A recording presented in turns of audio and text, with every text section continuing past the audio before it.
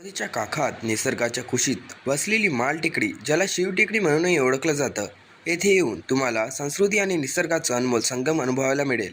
नमस्कार मित्रांनो, आज आपण आलो आहोत या अप्रतिम टेकडीवर, जिथे प्रत्येक वळणावर निसर्गाची सुंदरता दिसते.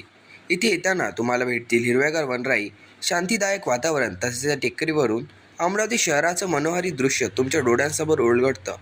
येथील सूर्यास्त आणि सूर्योदयाच्या क्षणांमध्ये निसर्गाची खरी ओढ अनुभवता येते.